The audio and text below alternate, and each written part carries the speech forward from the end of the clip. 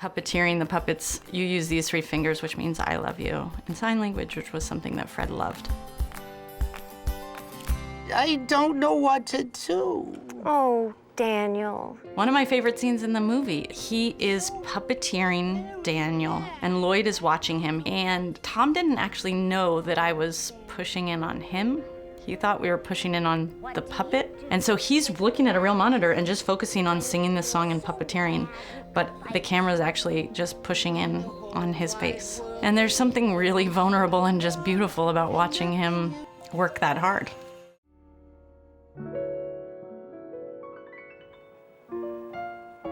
Cut. It's a beautiful day in this neighborhood, a beautiful day for a neighbor. Our movie opens just like the TV show did, with that hypnotic song that is an earworm to the farthest degree. It's a neighborly day in this beauty wood, a neighborly day for a beauty. It's a beautiful day in the neighborhood, and all of the choreography is the same. We're all working on the timing of it. Aw, rats. Freaking zipper. You try to sing that song and get out of a jacket, put on a zip-up sweater, change a pair of shoes. It ain't easy to do, and Fred did not do it in one take. Sometimes he had to do it 12 times before he could get into it. I felt it. Oh! Let's make the most of this. Cut. So close.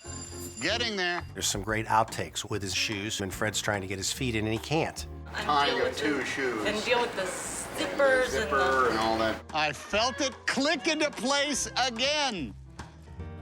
Confounded. He didn't want it perfect. He wanted children to know that nobody is perfect. Everybody makes mistakes. And I think that's another beauty of what this film is doing. I don't think there was a choice in Tom being Fred. He was kind of born to play Fred. I think this is good.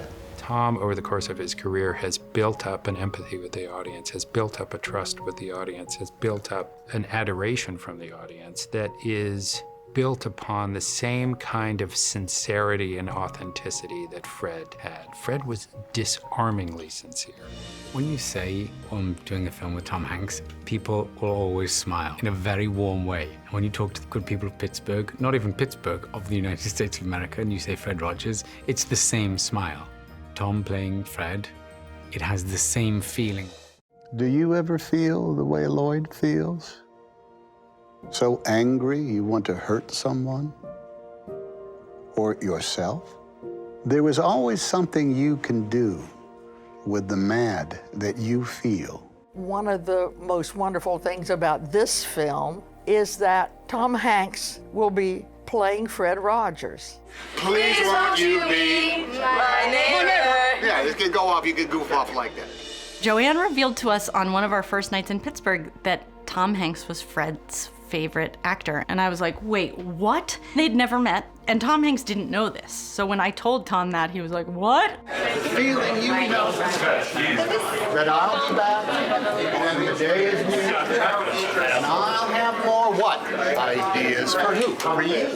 I think Tom Hanks is just the nicest person you could ever want to meet. And I hear that from everybody, but that's my own experience with him. We never wanted it to be like he was doing an SNL impersonation. We never wanted it to feel like a skit. So we knew it was always gonna have Tom Hanks in there. But Tom Hanks is a really charming guy. He walks into a room, you know he's there, he's chatting with everyone, he's greeting everyone, he's got like a booming loud voice, he's really present, but he never lets an awkward moment happen. He'll always fill it and tell a joke and make everyone feel comfortable. Oh God, are you okay?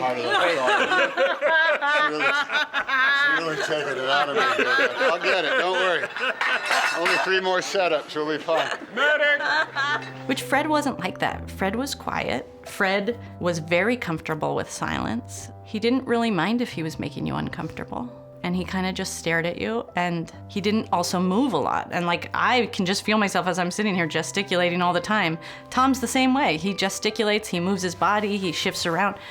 Fred found his position and kind of kept it. And if you watch him in interviews, he's really still. The hardest thing about Mr. Rogers was slowing down, is finding that tempo and cadence. Yeah, sure, there's body language, but I found that even that, for me, it came along because I was being slow and this kind of thing happens when you're reining in every kind of natural self-impulse in order to fill up a pair of pants in a different way.